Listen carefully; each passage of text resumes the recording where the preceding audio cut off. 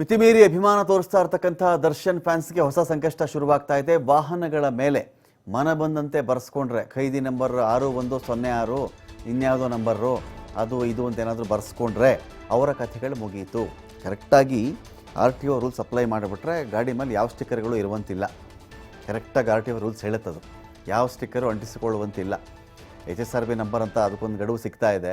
ಇರಲಿ, HSRP number ಬಿಟ್ಟು ಗಾಡಿಯ ಯಾರು ಕಂಪನಿ ಅದನ್ನು ಮ್ಯಾನುಫ್ಯಾಕ್ಚರ್ ಮಾಡಿದೆಯೋ ಆ ಕಂಪನಿಯ ಸ್ಟಿಕ್ಕರ್ ಬಿಟ್ಟು, ಆ ಒಂದು ಕಂಪನಿಯ ಹೆಸರು ಬಿಟ್ಟು ಇನ್ನೇನು ಬರ್ಸ್ಕೊಳಕ್ಕೆ ಬರಲ್ಲ ಒಂದು ಗಾಡಿ ಮೇಲೆ. ರೂಲ್ಸ್ ಅಂತ ಹಿಡ್ಕೊಂಡು ನಿಂತ್ಕೊಂಡ್ರೆ ಎಲ್ಲ ಗಾಡಿಗೂ ಫೈನ್ ಹಾಕಬಹುದು ಅವರು. ಇಲ್ಲೇನಾಗ್ತಾ ಇದೆ, ಈಗ ದರ್ಶನ್ ವಿಚಾರಣಾಧೀನ ಖೈದಿ ನಂಬರ್ 6106 ಒಂದು ನಂಬರ್ ಬೇಕಲ್ವೇನ್ರಿ? ಜೈಲು ಒಳಗಡೆ ಬಂದಾಗ ಅದೊಂದು ನಂಬರ್ ಅವರು ಕೊಟ್ಟಿದ್ದಾರೆ. ಈಗ ಖೈದಿಗಳು ಕೊಡ್ತಕ್ಕಂಥ ನಂಬರೇ ಬೇರೆ ಇರುತ್ತೆ, ವಿಚಾರಣಾಧೀನ ಖೈದಿಗಳು ಕೊಡ್ತಕ್ಕಂಥ ನಂಬರೇ ಬೇರೆ ಇರುತ್ತೆ. ಅಭಿಮಾನ ಇದೆ ಅಂಥೇಳಿ ಎಲ್ಲ ಕೂಡ ಖೈದಿ ನಂಬರ್ 6106 ಇದನ್ನು ಬರ್ಸ್ಕೊಳ್ಳೋಕೆ ಶುರು ಮಾಡಿದ್ದಾರೆ. ಈ ಥರ ಯಾರಾದರೂ ಸ್ಟಿಕ್ಕರ್ ಅಂಟಿಸ್ಕೊಂಡ್ರೆ ದಂಡ ಹಾಕ್ತೀವಿ ಹುಷಾರ್ ಅಂತ ಹೇಳಿ ಪೊಲೀಸರು ಎಚ್ಚರಿಸ್ತಾ ಇದ್ದಾರೆ. ದರ್ಶನ್ ಅಂಧ ಅಭಿಮಾನಿಗಳಿಗೆ ಟ್ರಾಫಿಕ್ ಪೊಲೀಸ್ ಕೊಟ್ಟಿರ್ತಕ್ಕಂಥ ಎಚ್ಚರಿಕೆ ಇದು.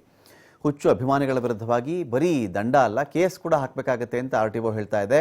ಈಗಾಗಲೇ ಗಾಡಿಗಳ ಮೇಲೆ ಮೊಬೈಲ್ ಕವರ್ಗಳ ಮೇಲೆಲ್ಲ, ಮೊಬೈಲ್ ಕವರ್ ಮೇಲೆ ಮಾಡಿಕೊಂಡ್ರೆ ಅದನ್ನು ಪರ್ಸನಲ್ ಅಂತ ಅಂದ್ಕೊಳ್ಬಹುದು. ಗಾಡಿ ಆದರೆ ಅದು RTO ವ್ಯಾಪ್ತಿಗೆ ಬರುತ್ತಲ್ವಾ, RTO ನಿಯಮಗಳ ಅಡಿಯಲ್ಲಿ ಇರಬೇಕಾಗತ್ತಲ್ವಾ.